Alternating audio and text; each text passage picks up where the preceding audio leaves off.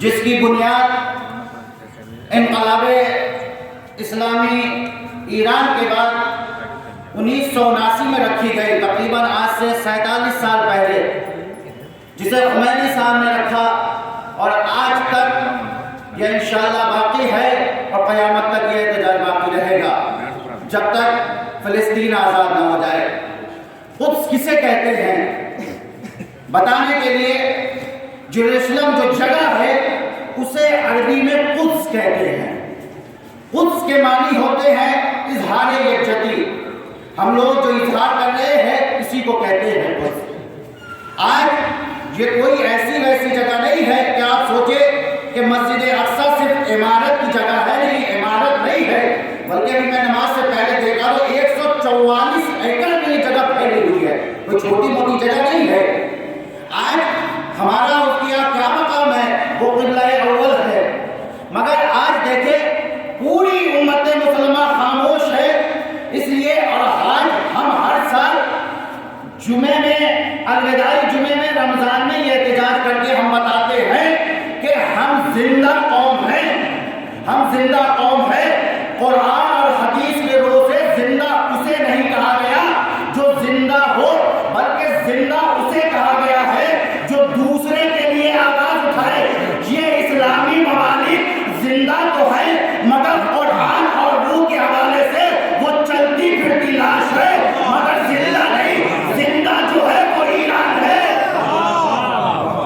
قرآن کے حوالے سے، حدیث کے حوالے سے دیکھیں گے تو وہ زندہ تو ہے، مگر انہیں قرآن میں اور حدیث میں چلتی پھرتی لاش کہا ہے۔ یہ ہمیں بھی اپنی سیرت میں عمل کرنا ہے کہ ہم بھی چلتی ہوئی پھرتی لاش کے مانند ہے یا ہم زندہ ہیں۔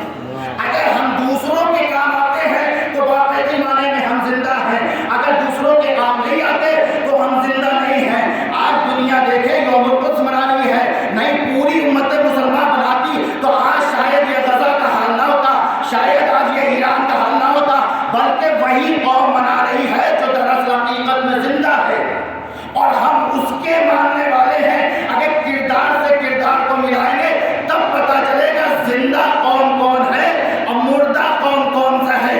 آج دیکھیں جب اسرائیل اور امریکہ کا ایران نے وہ حل کیا، جو لوگ یہ کہتے تھے کہ کہاں اسرائیل اور کہاں امریکہ اور کہاں ایران، آج سب لوگ یہ کہہ رہے ہیں کہ جہاں اسرائیل جہاں امریکہ، اس سے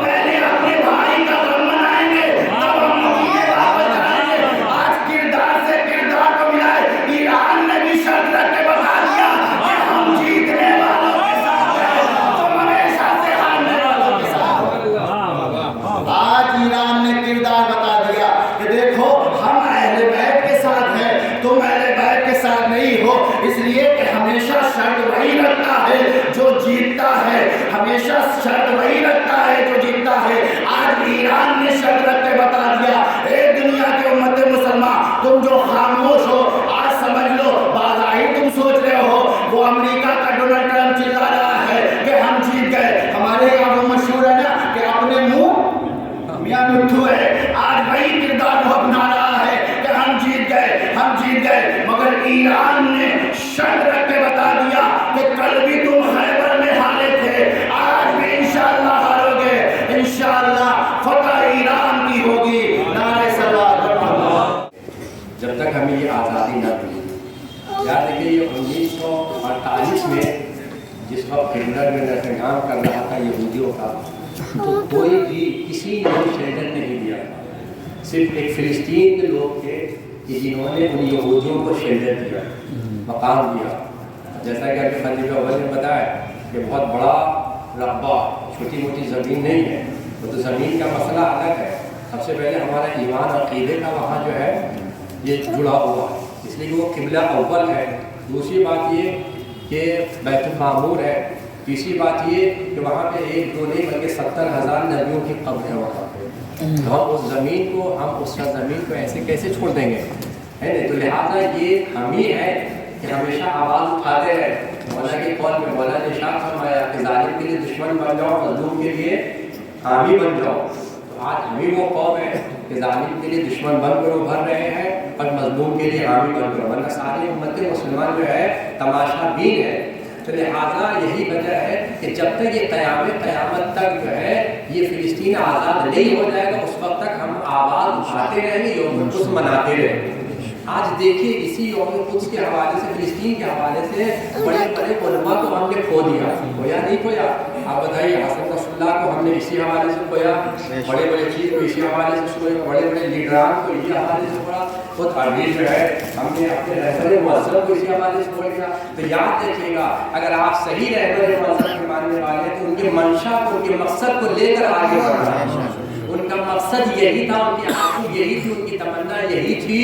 آخر وقت میں کہا کہ میں تو جا رہا ہوں مگر میرے بیٹوں تم یوم القدس جو ہے قدس کو آزاد کرا، میں تو جا رہا ہوں مگر ممکن ہے میں یہ آزادی نہیں دیکھ سکوں، لہٰذا تمہاری اب ذمہ داری بنتی ہے کہ تم اس کو آزاد کرا۔ تو سب سے پہلی صاحبان ایمان کی ذمہ داری یہی بنتی ہے کہ رہبر معظم کا جو مقاصد ہے، ان کے جو غرض ہے، اس غرض کو لے کر آگے بڑھائیں۔ کم از کم ہماری یہ نہیں آواز تو ہے، میڈیا تک پہنچے گی، سوشل میڈیا تک پہنچے گی۔ یہ الگ بات ہے، ہر انسان اپنے اعتبار سے کچھ سوچے گا، کہے گا کہ اتنے سے لوگ میں کیا کریں گے، کیا ہوتا ہے۔ عمومی طور پہ ایک نیگیٹو ہوتا ہے، ایک پازیٹیو ہوتا ہے، لیکن تاریخ کے حوالے سے آپ دیکھیں جناب ابراہیم علیہ السلام کو جب آگ میں ڈالا گیا اور خطرناک جب آگ روشن کیا گیا تو ایک چھوٹی سی پرندہ میں چڑیا جو ہے چوچ میں پانی لے کر جا رہی تھی، تو کسی نے کہا کہ اتنی بڑی آگ اور اتنا سا پانی کیا کر رہے گا؟ تو کہا کہ میرا شمار آگ لگانے والوں میں نہیں ہوگا، آگ بجھانے والوں۔ تو مگر کم از کم ہم جو کام کرتے ہیں، ہمارا ایمان و عقیدہ معیشت کے اوپر ہے، ہمارا ایمان و عقیدہ قیامت کے اوپر ہے۔ یہی وجہ ہے کہ کم از کم ہمیں اس کا یہاں سلا دیں گے، وہاں تو سلا دے گا، پروردگار عالم تو سلا دے گا۔ لہٰذا جب تک ہمارے سانس میں سانس باقی ہے، جب تک جو ہے بیت المقدس آزاد نہ ہو جائے، ہم یوم القدس مناتے رہیں گے اور قیامت تک مناتے رہیں گے۔ اور انشاءاللہ امام زمانہ کے ظہور یا اس سے پہلے ہی انشاءاللہ بیت المقدس جلد از جلد آزاد ہوگا اور دشمن کا منہ کالا ہوگا۔ انشاءاللہ ہم اپنے مقصد میں ضرور کامیاب ہوں گے، پروردگار ہمیں کامیابی عطا فرمائے۔ آخر میں یہ لعنت کو ملامت کرنا ہے اللہ دیش کے اوپر کہ جو لوگ ظالمین ہیں اس کے اوپر لعنت کو ملامت کرنا ہے۔ اسرائیل مردہ باد، اسرائیل مردہ باد، اسرائیل مردہ باد، اسرائیل مردہ باد، امریکہ مردہ باد، امریکہ مردہ باد، امریکہ مردہ باد، ڈونلڈ ٹرمپ مردہ باد۔